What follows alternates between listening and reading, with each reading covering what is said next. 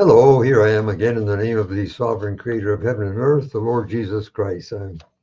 As I promised at the end of last video, I'm continuing with an evaluation of the Westcott-Hort theory. The fifth story, built upon the false foundation and the equally false first four stories, was internal evidence of readings. We have already noted something of the use Hort made of internal evidence, but Hort himself, recognized its weakness. He said, quote, in dealing with this kind of evidence, that's intrinsic evidence of readings, equally competent critics often arrive at contradictory conclusions as to the same variations, end quote, Hort. And again, 4 pages later, same work, Hort, quote, not only are mental impulses unsatisfactory subjects for estimates of comparative force, but a plurality of impulses recognized by ourselves as possible in any given case by no means implies a plurality of impulses as having been actually in operation. End quote. Did you like his English? Exactly. No 20th century person confronting a set of variant readings can know or prove what actually took place to produce those variants. Again, Hort's preaching was better than his practice. Quote, this is Hort, the summary decisions inspired by an unhesitating instinct as to what an author must needs have written, or dictated by the supposed authority of, quote, canons of criticism, unquote, as to what transcribers must needs have introduced, are in reality in a large proportion of cases, attempts to dispense with the solution of problems that depend on genealogical data, end quote. As I've already said, the genealogy was a fake. But if we but change the words genealogical data to external evidence, the manuscripts, we may agree with him. Unfortunately, however, the fine sentiments quoted above were simply a smokescreen. That's all they were. They were a smokescreen. As Fee himself said, or Fee, not himself, but Fee said, quote, the internal evidence of readings was also the predominant factor in the choice of his, quote, neutral text over the, quote, Western Alexandrian text and his choice of Codex B. The point is that Hort did not come to his conclusion about the Byzantines and Codex B by the genealogical method, end quote. That was Fee. Precisely correct. The precarious and unsatisfactory nature of internal evidence has already received some attention in the discussion of eclecticism. That was long ago. Colwell says specifically of the use of intrinsic and transcriptional probability, quote, Colwell, quote, unfortunately, these two criteria frequently clash in a head-on collision because ancient scribes, as well as modern editors, often prefer the reading which best fits the context, end quote. Again, quote, same man, Colwell, if we choose the reading that best explains the origin of the other reading, we are usually choosing the reading that does not fit the context. The two criteria cancel each other out, end quote. And that, of course, leaves the scholar, quote, free to choose in terms of his own prejudgments, end quote. That was Colwell. That wasn't me. That was Colwell. But he's right. Bergen said of internal considerations, quote, often they are the product of personal bias or limited observation, and where one scholar approves, another dogmatically condemns. Circumstantial evidence is deservedly rated low in the courts of justice, and lawyers always produce witnesses when they can, end quote. Bergen again, another quote, quote, we venture to declare that inasmuch as one expert's notions of what is, quote, transcriptionally probable, end quote, prove to be the diametrical right reverse of another expert's notions, the supposed evidence to be derived from this source may with advantage be neglected altogether. Let the study of documentary evidence be allowed to take its place. Notions of probability are the very pest of those departments of science which admit of an appeal to fact. That's the manuscripts. End quote. Bergen also called attention to a danger involved in the use of a system of strict canons. quote, people are ordinarily so constituted that when they have once constructed a system of canons, they place no limits on their operation and become slaves to them, end quote. You can see that in the UBS editions. They just follow the harder reading, the shorter reading, just blindly. Now let's talk about the shorter reading. Perhaps the canon most widely used against the Byzantine text is the shorter reading is to be preferred. As Hort stated, the alleged basis for the canon, quote, in the New Testament, as in almost all prose writings which have been much copied, corruptions by interpolation are many times more numerous than corruptions by omission, end quote. Accordingly, it has been customary since Hort to tax the received text as being full and interpolated, and to regard Codex B and Codex Aleph as prime examples of non-interpolated texts. Actually, a look at a good apparatus or at collations, actual collations of manuscripts, reveals that the Byzantine text type is frequently shorter than its rivals. Sturz offers charts which show that where the, quote, Byzantine text with early papyrus support stands against both the Western and the Alexandrian, it adds 42 words and omits 36 words in comparison to them. So the Byzantine text comes out somewhat longer, but the picture is not lopsided. Among the added words are 9 conjunctions and 5 articles, but among the omitted are 11 conjunctions and 6 articles, which would make the Byzantine less smooth than its rivals. That was Sturz. But, come on, is it really true that interpolations are, quote, many times more numerous than omissions in the transmission of the New Testament? B.H. Streeter thought not. I'm going to quote him at some length here. This is Streeter, okay? Hort speaks of the, quote, almost universal tendency of transcribers to make their texts as full as possible and to eschew omissions, end quote, and infers that copyists would tend to prefer an interpolated to an uninterpolated text. This may be true of some of the local texts of the 2nd century, but it is the very opposite of the truth where scribes or editors trained in the tradition of Alexandrian textual criticism are concerned. The Alexandrian editors of Homer were as eagle-eyed to detect and obelize interpolations as in Homer as a modern critic. That Christian scholars and scribes were capable of the same critical attitude we have irrefragable evidence. The notion is completely refuted that the regular tendency of scribes was to choose the longer reading, and that therefore the modern editor is quite safe as long as he steadily rejects. Now, whoever was responsible for it, the Codex B text has been edited on the Alexandrian principle. That was one quote. Now another quote still from Streeter. The whole question of interpolations in ancient manuscripts has been set in an entirely new light by the researches of Mr. A.C. Clarke, Corpus Professor of Latin at Oxford. In the, quote, the Descent of Manuscripts, an investigation of the manuscript tradition of the Greek and Latin classics, he proves conclusively that the error to which scribes were most prone was not interpolation, but accidental omission. Hitherto, the maxim brevior lectio portior has been assumed as a postulate of scientific criticism.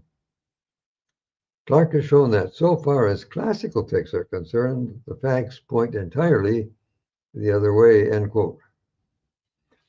Actually, Bergen had objected long before Streeter, quote, how indeed can it possibly be more true to the infirmities of copyists, to the verdict of evidence on the several passages, and to the origin of the New Testament in the infancy of the church and amidst associations which were not literary, to suppose that a terse production was first produced and afterwards was amplified in a later age with a view to, quote, lucidity and completeness, end quote, rather than that words and clauses and sentences were omitted upon definitely understood principles in a small class of documents by careless or ignorant or prejudiced scribes, end quote. There you have it. Another scholar, Leo Vagani, also had reservations concerning this canon. Quote, as a rule, the copyist, especially when at the work of revision, is inclined to amplify the text. But the rule suffers many exceptions. Distraction of the copyist, intentional corrections, and finally, the fundamental tendency of some recension, of which a good example is the Egyptian recension. And also, we must not forget that the writers of the New Testament were Orientals who are more given to length than to brevity, end quote. Kilpatrick actually suggested that a substitute canon, the longer reading is preferable, would be no worse. He concluded, quote, on reflection, we do not seem able to find any reason for thinking that the maxim lectio previor potior really holds good. We can only hope that a fuller acquaintance with the problems concerned will enable us increasingly to discern reasons in each instance why the longer or the shorter reading seems more probable, end quote. Now then, I want to get to actual manuscripts. Colwell published a most significant study of scribal habits as illustrated by the three early papyri, Papyrus 45, Papyrus 66, and Papyrus 75, all around the year 200, remember? Colwell's study demonstrates that broad generalizations about scribal habits should never have been made, and it follows that ideas about variant readings and text types based on such generalizations should be reconsidered. It will be well to quote Colwell at some length, which I will now do. So at least a page of quotes. Here we go. This is Colwell. Quote, the characterization of these singular readings can go on further until the individual scribes have been characterized. Their peculiar readings are due to their peculiarities. This has been well said by Dane. He reminds us that although all scribes make mistakes, and mistakes of the same kind, yet each scribe has a personal coefficient of the frequency of his mistakes. Each has his own pattern of errors. One scribe is liable to ditography, another to the omission of lines of text. One reads well, another remembers poorly. One is a good speller, etc., etc. In these differences must be included the seriousness of intention of the scribe and the peculiarities of his own basic method of copying. That's one quote. Now another quote. This is still Colwell. In general, Papyrus 75 copies letters one by one. That means he did not go Greek. Papyrus 66 copies syllables. He also didn't know Greek. Usually two letters in length. Papyrus 45 copies phrases and clauses. He did know Greek. The accuracy of these assertions can be demonstrated. That Papyrus 75 copied letters one by one is shown in the pattern of the errors. He has more than 60 readings that involve a single letter, and not more than 10 careless readings that involve a syllable. But Papyrus 66 drops 61 syllables, 23 of them in leaps, and omits as well a dozen articles and 30 short words. In Papyrus 45, there is not one omission of a syllable in a leap, nor is there any list of careless omissions of syllables. Papyrus 45 omits words and phrases. It was readable, end quote.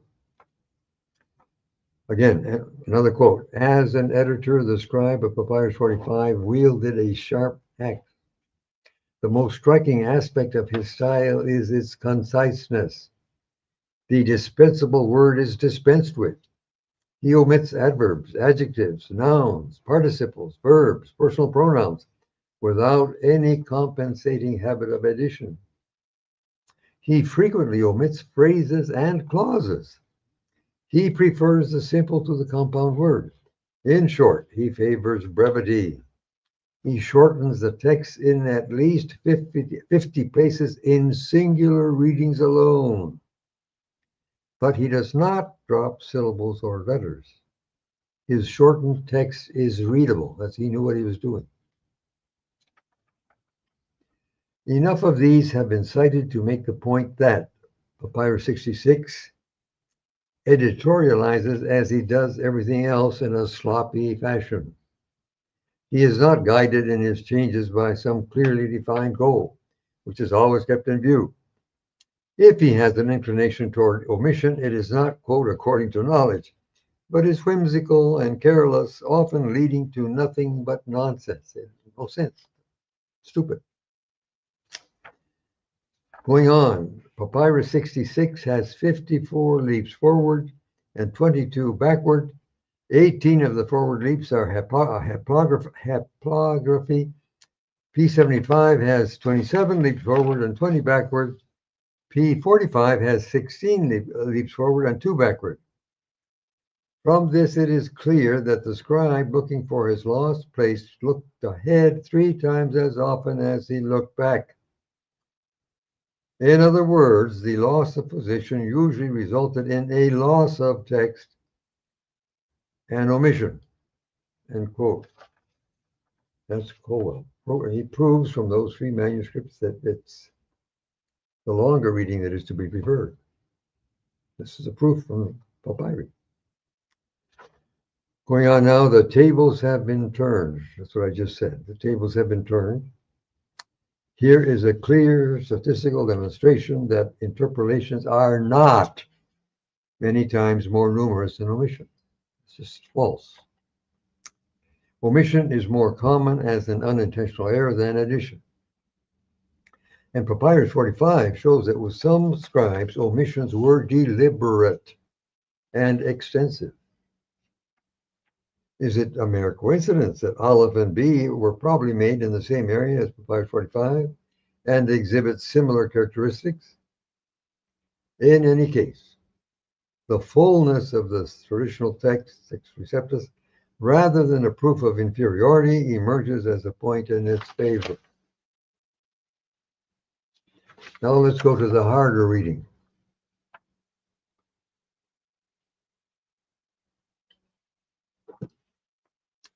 Another canon used against the Byzantine text is the harder reading is to be preferred.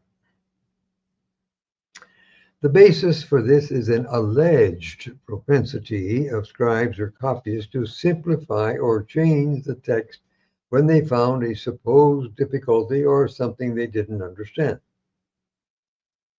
But where is the statistical demonstration that warrants such a generalization? Probably, as in the case of the canon just discussed, when such a demonstration is forthcoming, it will prove the opposite. Vagany said of this canon, quote, "But the more difficult reading is not always the more probably authentic. The rule does not apply, for instance, in the case of some accidental errors. But what is worse, we sometimes find difficult or intrinsic readings that are the outcome of intentional corrections. A copyist, through misunderstanding some passage or through not taking the context into account, may in all sincerity make something obscure that he means to make plain," end quote. And I offer the comment, have we not all heard preachers do this very thing? You probably have, I have. Sorry about that, let's go on. Metzger notes Jerome's complaint. Quote, this is Metzger. "Jerome complained of the copyists who write down not what they find, but what they think is the meaning, and while they attempt to rectify the errors of others, they merely expose their own." Close both quotes. Right, just so. They were producing what would appear to us to be harder readings, but which readings are in fact spurious. After recounting an incident of an assembly of Cypriot bishops in 350 AD, Metzger concludes, quote, "Despite the vigilance of ecclesiastics of Bishop Spyridon's temperament, It is apparent from even a casual examination of a critical apparatus that scribes offended by real or imagined errors of spelling, grammar, and historical fact deliberately introduced changes into what they were transcribing, end quote. That's Metzger. Would not many of these changes appear to us to be harder readings? In any case, the amply documented fact that numerous people in the 2nd century made deliberate changes in the text, that's documented, whether for doctrinal or other reasons, introduces an unpredictable variable which invalidates this canon.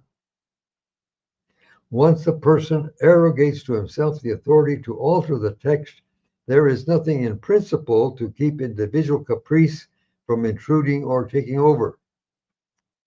We have no way of knowing what factors influence the originator of a given variant, whoever he was, or whether the result would appear to us to be harder or easier. This canon is simply inapplicable. Doesn't work.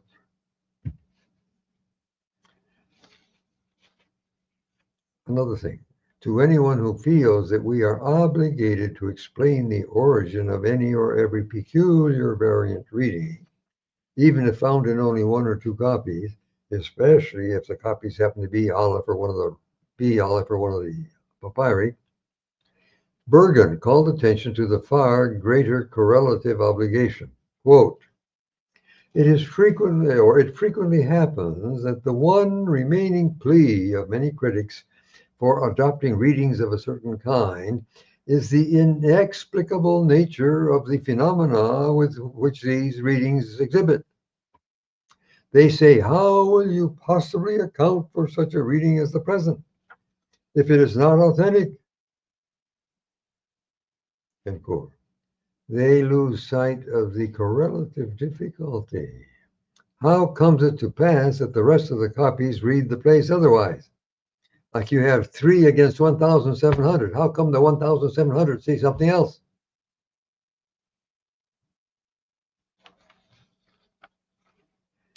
Another problem with this canon is its vulnerability to the manipulation of a skillful and determined imagination.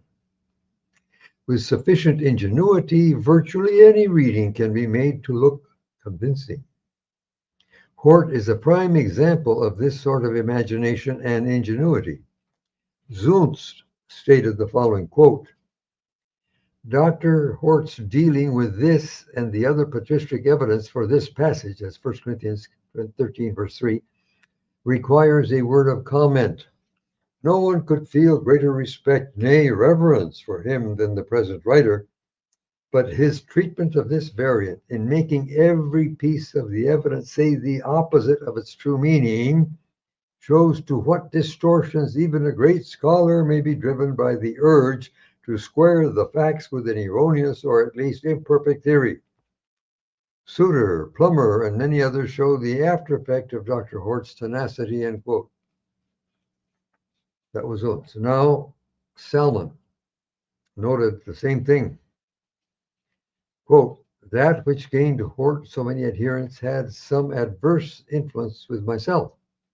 I mean, his extreme cleverness as an advocate. For I have felt as if there were no reading so improbable that he, Hort, could not give good reasons for thinking it to be the only genuine, end quote. Samuel Hemphill, who participated, by the way, with the committee that made the revised version, wrote of Hort's role in the New Testament committee that produced the revised version of 1881, quote, this is Hemphill, quote, he was there, right?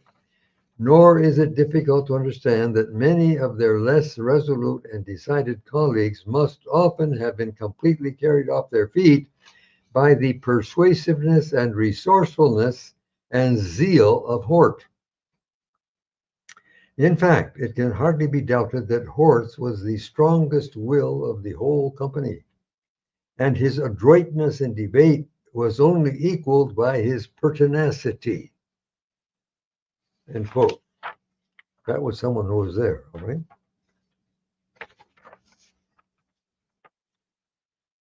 I'm just about to finish now. It would appear that the composition of the Greek text used by the English revisers, and consequently by the RSV, NASB, etc., was determined in large measure by Hort's cleverness and pertinacity, inspired by his devotion to a single Greek manuscript, Codex B. Hort's performance shows the reasonableness of Colwell's warning, given long ago, against, quote, the distortion of judgment which so easily manipulates the criteria of internal evidence, end quote. That was Colwell. And it fits Hort perfectly. Okay, next video I will continue with my evaluation of internal evidence of readings, taking up the question of harmonization. But that's it for now. Thanks for watching.